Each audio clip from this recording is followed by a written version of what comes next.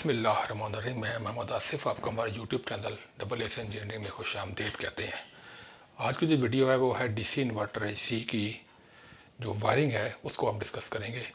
इस बारे में जो टॉपिक है यूट्यूब पे या किसी भी जगह पे बहुत कम अवेलेबल है, क्योंकि जो बहुत समझ नए टेक्नीशियन उनको इसकी जो वायरिंग के बारे में काफ़ी कन्फ्यूजन रहती है।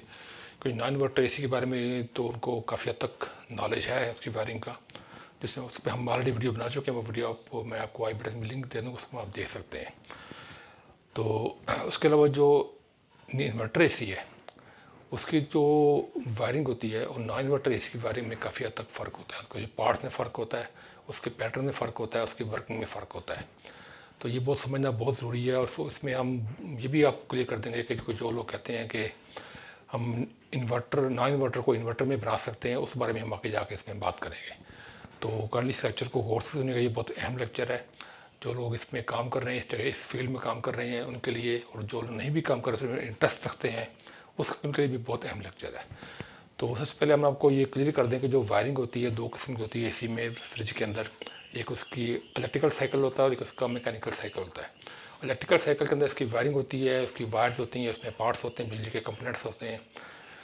मैकेनिकल साइकिल के अंदर इसकी वो पार्ट होते हैं जिसके अंदर उसकी गैस ट्रैवल करती है, ठीक है। तो जो पार्ट्स का इन्वर्टर एसी का जो मैकेनिकल पार्ट है, मैकेनिकल पोर्शन है, उसकी सेम एज इट इज़ है जो एक नॉन इन्वर्टर एसी के अंदर होता है। कंडेंसर, ऑपरेटर, कैपिलरी या सस्पेंशन वाल्व और कंप्रेसर वो दोनों में होते हैं। अब जो वायरिंग है, वायरिंग में क्या डिफरेंस है? पहली बात तो ये है कि इसके जो कंप्रेसर है, फैन मोटर है, ब्लोअर मोटर है, ये सब होती है डीसी, जबकि नॉन इन्वर्टर एसी के अंदर ये सब मोटर एसी में होती है, ठीक है। ये आपको समझने की ज़रूरत है। जो लोग कहते हैं ना कि हम चेंज कर सकते हैं, वो बड़ा मुश्किल चीज़ है, नामुमकिन चीज़ है, प्रैक्टिकल नहीं है वो चीज़, ठीक है। उसके बाद हम देखा था नॉन इन्वर्टर एसी के अंदर के एक पीसीबी कार्ड इस्तेमाल होता है जो इंडोर के अंदर, ये आपको इंडोर पोर्शन है और ये आपका आउटडोर पोर्शन है।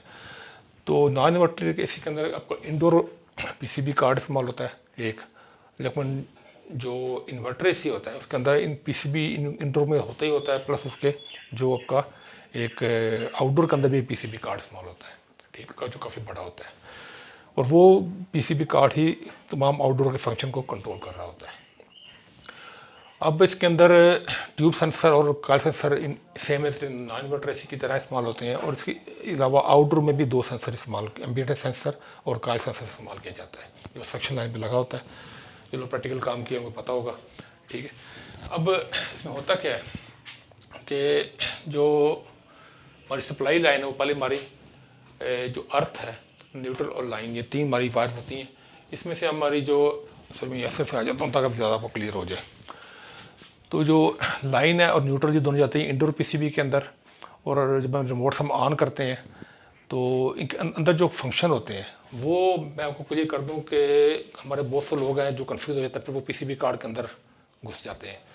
तो जो लोग हमारे एसी टेक्नीशियन है, ठीक है, उनका नॉलेज इस लेवल तक नहीं होता कि वो पीसीबी कार्ड को भी स्टडी करें। वो पीसीबी कार्ड एक अलग से फील्ड है, वो अलग इस पर स्पेशलाइज होते हैं, उसी पे काम कर रहे होते हैं। अपने मार्केट में देखा प्रैक्टिकल जो काम कर रहे हैं वो उसी पे काम कर रहे होते हैं, ठीक है।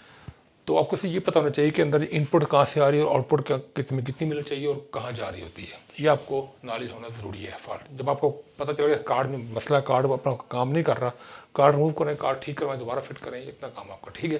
Same as it is outdoor PCB. अब इसमें जो सप्लाई आती है इंडोर में लाइन और न्यूट्रल, तो अब रिमोट के साथ जब हम ऑन करते हैं तो ये अपना काम फंक्शन जैसे इंडोर नॉन इन्वर्टर में करता है ऐसे ही करता है।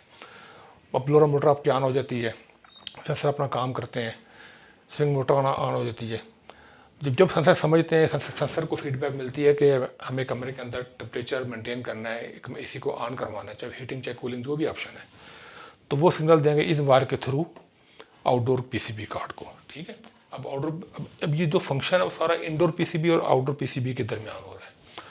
अब आउटडोर पीसीबी है वो अपने जो उसके अंदर टाइमर लगा होता है, रेज होती है, अपना काम करके अपना पूरे फंक्शन को पूरा करके फीडबैक लेके कंप्रेसर को और कंडेंसर फैन को सप्लाई देती है। और इनकी जो होती है फीडबैक होती है वो इसके थ्रू, इन सेंसर के थ्रू पीसीबी को जा रही है, जो इसको ऑन ऑफ करवाती है, स्पीड कम ज़्यादा करवाती हैं।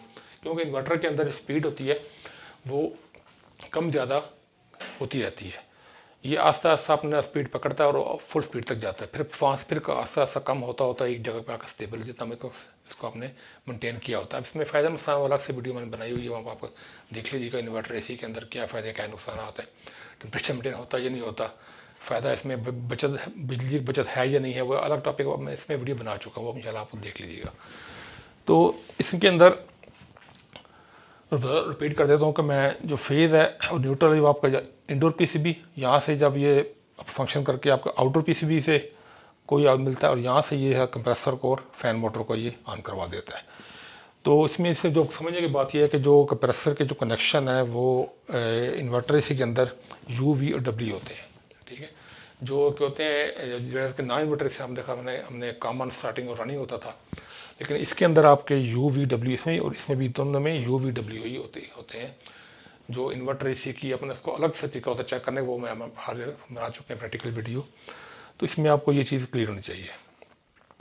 तो ये था कि टॉपिक, उम्मीद है कि आपको इसमें काफ़ी चीज़ें क्लियर होगी। अपना फीडबैक बहुत दीजिएगा। अल्लाह हाफिज़।